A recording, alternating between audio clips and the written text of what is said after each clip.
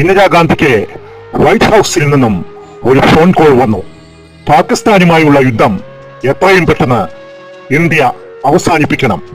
യുദ്ധം അവസാനിപ്പിച്ചില്ലെങ്കിൽ അമേരിക്കയുടെ 7ാം കപ്പൽപ്പട പാകിസ്ഥാനെ സഹായിക്കാൻ എത്തുമെന്ന മുന്നറിയിപ്പും.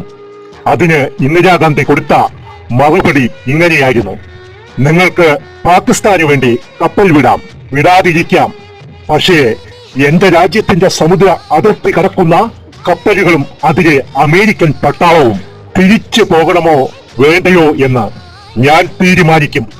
ഇതായിരുന്നു അന്നത്തെ ഇന്ത്യൻ പ്രധാനമന്ത്രി ഇന്ദിരാഗാന്ധിയുടെ മറുപടി.